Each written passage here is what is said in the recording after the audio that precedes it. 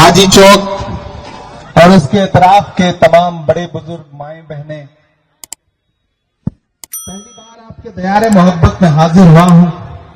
आपके अपने लोकप्रिय प्रत्याशी अजय नाथ शाहदेव जी, कमरुल हक साहब, अनवार अंसारी साहब, हमारे माइनॉरिटी डिपार्टमेंट के स्टेट चेयरमैन मंजूर अंसारी साहब, कुशल उरांव जी, बिलाल अंसारी साहब, जहीर मंसूरी साहब, शमीम मंसूरी साहब, पृथ्वी लाल नाथ शाहदेव जी,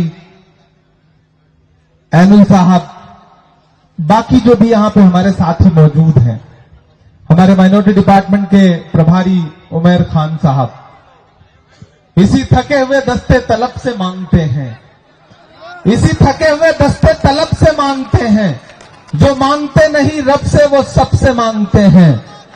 इसी थके हुए दस्ते तलब से मांगते हैं, जो मांगते नहीं रब से वो सबसे मांगते हैं। वो भीख मांगता है हाकिमों के लहजे में, हम अपने बच्चों का हक भी अदब से मांगते हैं। हटिया विधानसभा के जिंदा दिल साथियों, पहली बार आपके बीच में आया हूं और आपसे सियासी गुफ्तगू करने के लिए आया हूं। ये जो विधानसभा का चुनाव है, ये कोई आम चुनाव नहीं है। दिल्ली में बैठा हुआ हाकिम यह सोच रहा है कि इस बार नफरत की खेती झारखंड में की जाएगी, अच्छी फसल कटेगी। झारखंड को लूटने वाले लोग इस इंतजार में बैठे हैं कि कैसे हेमंत सोरेन और कांग्रेस गठबंधन की सरकार को पामाल किया जाए ताकि झारखंड के संसाधनों को लूटा जा सके। लेकिन मुझे खुशी है कि झारखंड की जिंदा दिल अवाम, यहां के आदिवासी समाज के लोग, यहां के पिछड़े समाज के लोग, यहां के दलित समाज के लोग, यहां अल्पसंख्यक समाज के लोग, सवर्ण समाज के लोग, सारे लोगों ने यह सोच लिया है कि झारखंड की जो अस्मिता है, उस अस्मिता को हम लुटने नहीं देंगे। यह चुनाव बहुत महत्वपूर्ण चुनाव है। मैं हजारों किलोमीटर दूर से चल करके आपके बीच में आया हूं। अजय नाथ शाहदेव जी के बारे में पहले से सुनता रहा हूं। पिछले चुनाव में आपने लगभग इनको किनारे पे पहुंचा दिया था, लेकिन मंजिल पे पहुंचने से पहले थोड़ी सी कसर बाकी रह गई थी। लेकिन इन्होंने अपना जज्बा नहीं खोया, हौसला नहीं तोड़ा। पिछले 5 साल से मुसलसल आपके बीच में विधायक न रहते हुए भी विधायक से ज्यादा जिम्मेदारी के साथ आपका काम करते रहे, आपके बीच में खड़े रहे। मैं इसलिए आज इनके सामने आपके बीच में अपील करने के लिए आया हूं कि मेरे भाई, एक तरफ भाजपा की नफरत की राजनीति है, वो नफरत की राजनीति जिसमें भारतीय जनता पार्टी के चुने हुए मुख्यमंत्री जो भाषा बोल रहे हैं वो संविधान के खिलाफ है, वो इस देश के आईन को पामाल करने वाली जबान है। लेकिन पूरी बेशर्मी के साथ जो भाषा झारखंड में बोली जा रही है, उस पर भारतीय जनता पार्टी को बड़ा गर्व है, बड़ा फख्र है।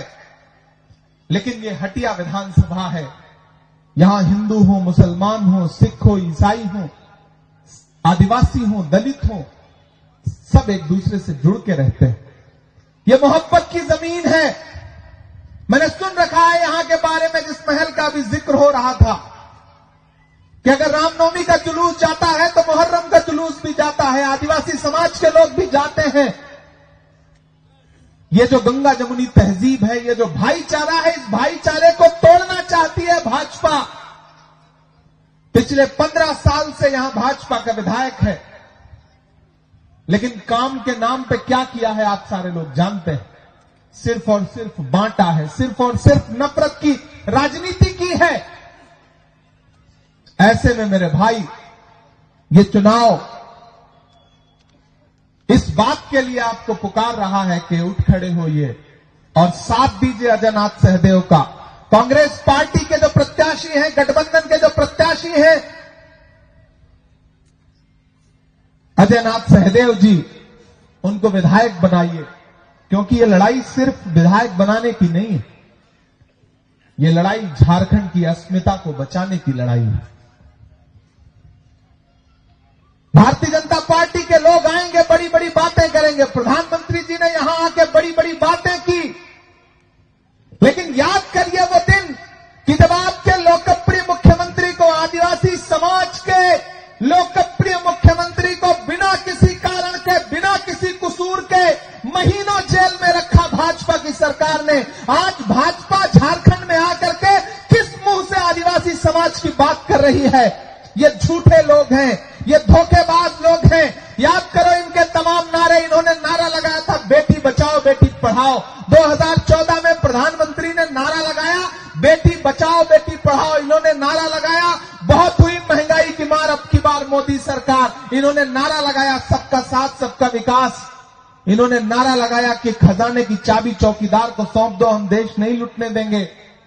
लेकिन हर नारे की सच्चाई आखिर में क्या निकली? पहला नारा था बहुत हुई महंगाई की बार अब की बार मोदी सरकार, लेकिन हालत क्या हुई? जो पेट्रोल डीजल 58 रुपए लीटर बिकता था वो 100 रुपए के पास पहुंच गया। यह है इनके नारे की सच्चाई। जो गैस सिलेंडर 350 रुपए 400 रुपए का बिकता था वो 1000 रुपए के पार पहुंच गया। यह है इनके नारे की सच्चाई। क्या नहीं महंगा हो गया? मैंने तो देश की पार्लियामेंट में खड़े होकर के नरेंद्र मोदी जी से आंख मिला के कहा था कि भाजपा की सरकारें वो सरकारें हैं जो अपनी पसंद की फिल्मों पर टैक्स फ्री करती हैं और कफन पर जीएसटी लगाती हैं, टैक्स लेती हैं। शर्म आनी चाहिए इनको। ये भाजपा की सरकारें वो सरकारें हैं, इसीलिए इनके झांसे में मत आइएगा। ये धोखेबाज लोग हैं, ये नारा कुछ और लगाएंगे करेंगे कुछ और। इन्होंने नारा लगाया था बेटी बचाओ बेटी पढ़ाओ, याद है प्रधानमंत्री का यह नारा? और फिर इस नारे की सच्चाई क्या निकली कि हाथरस में एक दलित बिटिया के साथ जब बलात्कार हुआ तो उसकी लाश को रात के 2 बजे बिना परिवार की मर्जी के भाजपा की सरकार ने पुलिस लगा करके रात के 2 बजे जलवा दिया। यह है भाजपा के नारे की सच्चाई। जंतर मंतर पर पार्लियामेंट से महज 500 मीटर की दूरी पर जंतर मंतर पर ओलंपिक पदक लाने वाली बेटियां जब अपना हक मांगने के लिए बैठी तो दिल्ली पुलिस ने उन ओलंपिक लाने वाली बेटियों को, पहलवान बेटियों को दिल्ली की सड़कों पर घसीटने का काम किया। यह है इनके नारे की सच्चाई। इनके झूठ के नारे के चक्कर में कभी मत पड़िएगा। और इन दिनों आकर के नारा लगा रहे हैं नफरत वाला। उनके पास नफरत के नारे हैं, हमारे पास क्या है? नफरत छोड़ो भारत जोड़ो। हमारा नारा क्या है? नफरत छोड़ो भारत जोड़ो। 4000 किलोमीटर राहुल गांधी चले नफरत मिटाने के लिए।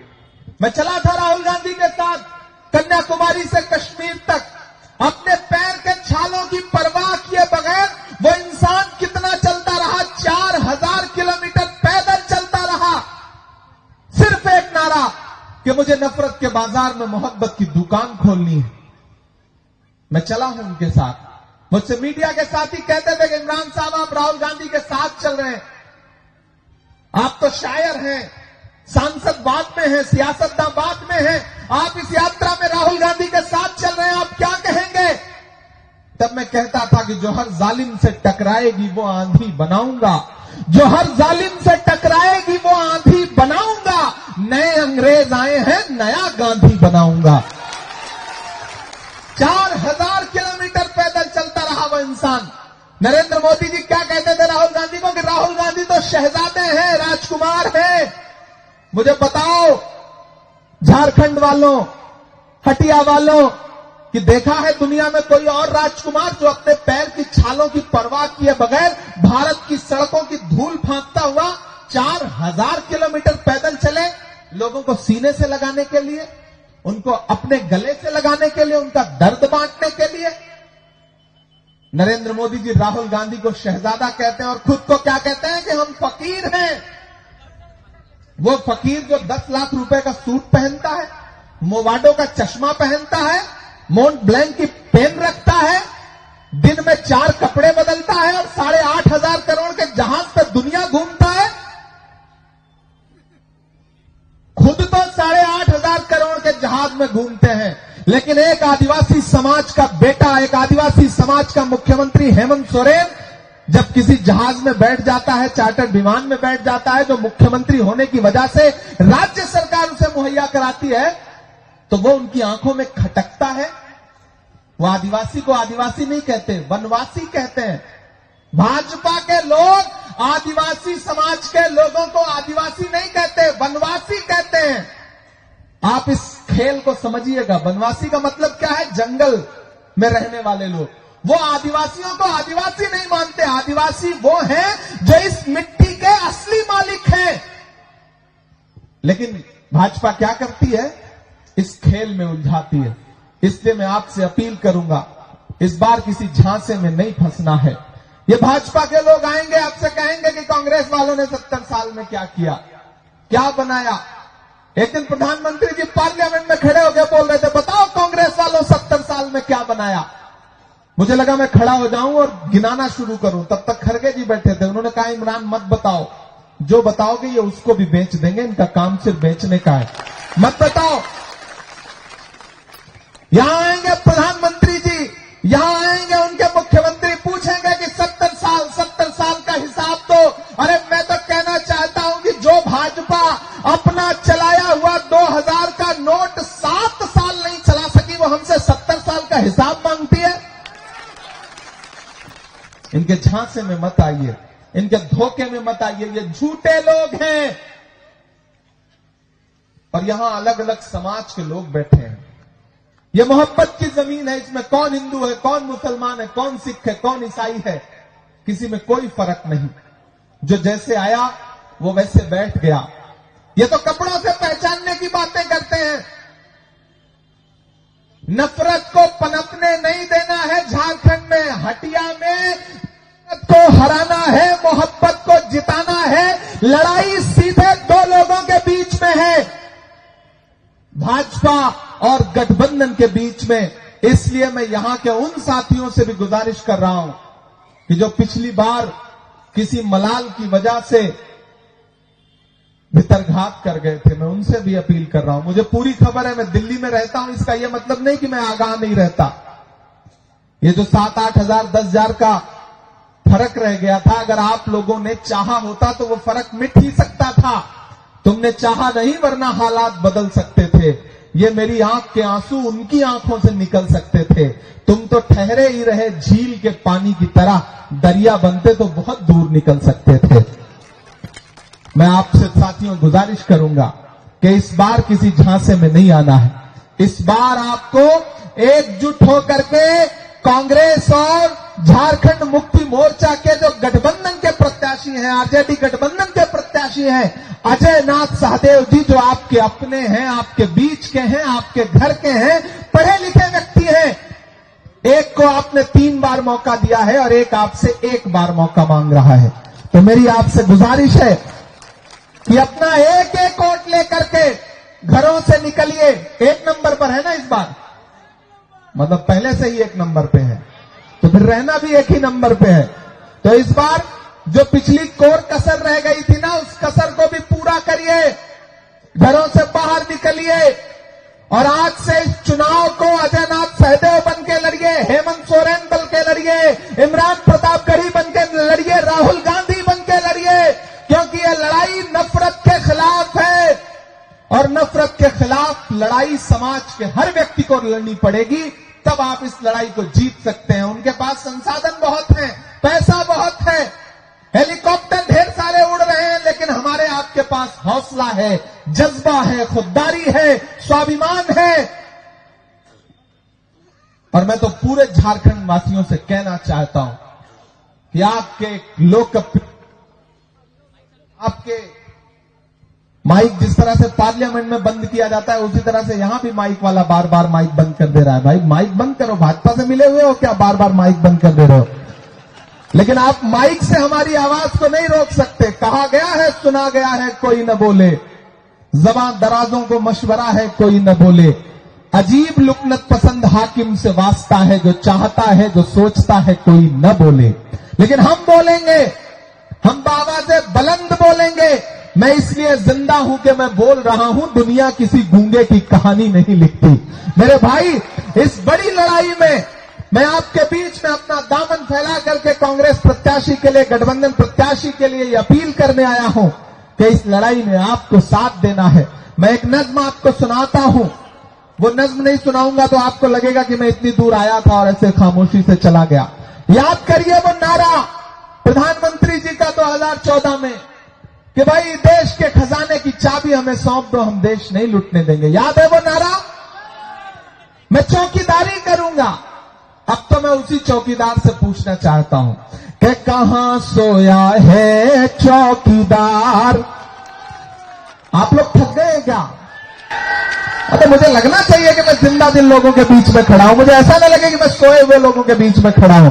हौसले के साथ देखिए, चुनाव जो है ना वो जज्बे से लड़ा जाता है, हौसले से लड़ा जाता है।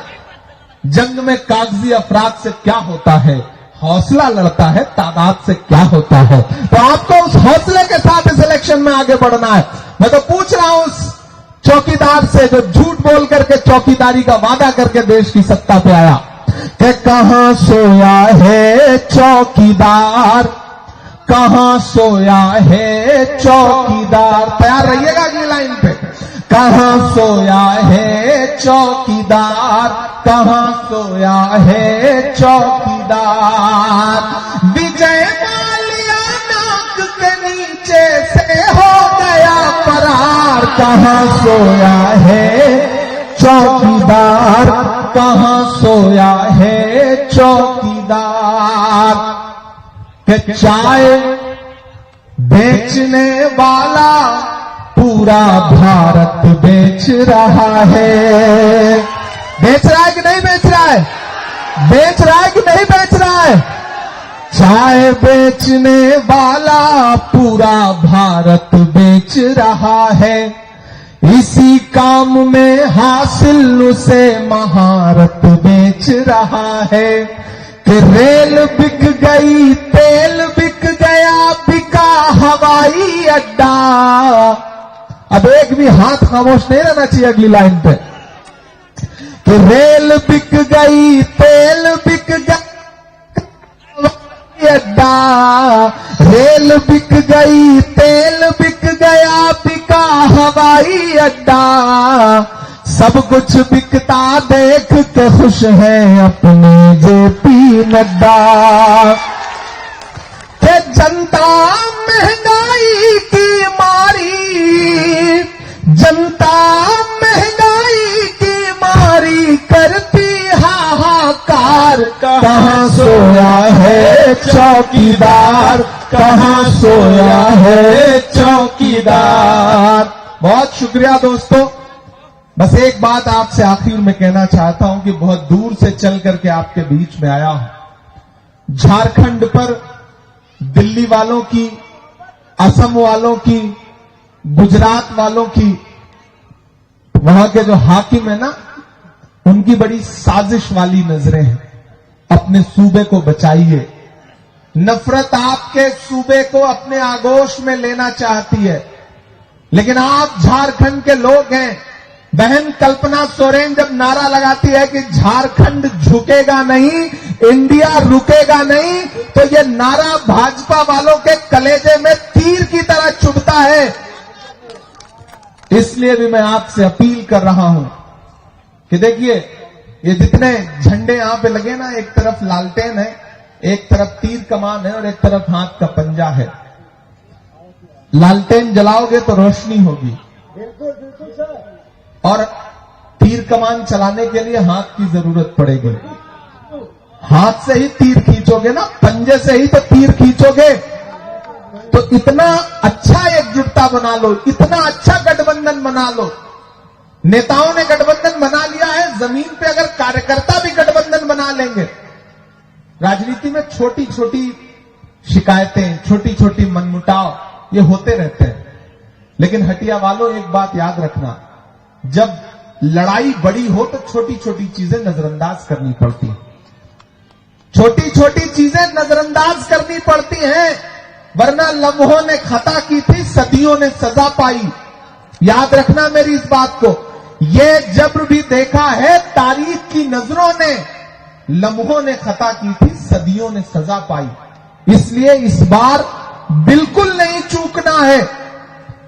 जेएमएम, कांग्रेस, आरजेडी, जिसके जो भी चाहने वाले, जो भी कार्यकर्ता हो, एकजुट हो जाइए। बिल्कुल एक निशाना आपके दिमाग में हो। जहां कांग्रेस का प्रत्याशी है, वहां हाथ का पंजा पंजा आपका निशाना होना चाहिए। जहां जेएमएम का प्रत्याशी है वहां तीर कमान आपका निशाना होना चाहिए। जहां आरजेडी का प्रत्याशी है वहां लालटेन आपका निशाना होना चाहिए। अगर आपने एकजुट होकर के वोट कर दिया तो फिर से झारखंड में हेमंत सोरेन को मुख्यमंत्री बनने से कोई ताकत रोक नहीं सकती है। इसलिए बस इतना, यहां माएं बहनें भी बड़ी तादाद में बैठी हैं। मैया समाज योजना, मैया सम्मान योजना जो चल रही है ना, अगर चाहती हैं कि और बढ़े, इसकी धनराशि और बढ़े, तो फिर घर में एकजुट होकर के एक साथ उस दिन निकल करके जाइए और अजय नाथ सहदेव को वोट दे करके उन्हें विजयी बनाइए। और जाते जाते आपसे बस इतना कह के जा रहा हूं कि बिरसा मुंडा की धरती ने फिर से ये ललकारा है। बिरसा मुंडा की धरती ने फिर से ये ललकारा है। बिरसा मुंडा की धरती ने फिर से ये ललकारा है। जीतेगा गठबंधन और हेमंत सोरेन दोबारा है। जीतेगा गठबंधन और हेमंत सोरेन दोबारा है। जीतेगा गठबंधन फिर हेमंत सोरेन दोबारा है। बहुत शुक्रिया। आपसे वादा करता हूं, आप अजय नाथ सहदेव जी को जिता के विधायक बनाइए, झारखंड में गठबंधन की सरकार बनाइए। फिर आपसे मिलने के लिए, आपका शुक्रिया अदा करने के लिए आपके बीच में आऊंगा। हमारे स्टेट चेयरमैन मंजूर अंसारी साहब, हमारे नेशनल वाइस चेयरमैन अनवार अंसारी साहब, सारे साथी यहाँ पे, और हमारे कमरुल साहब मजबूत आदमी है। देखिए सेहतमंद आदमी है, इनकी सेहत ऐसे ही मजबूत होती रहे, इनका ये वजन इसी तरह बरकरार रहे। सरकार आने दीजिए, इनका सियासी वजन भी बढ़वाया जाएगा, ये वादा करते हैं आपसे।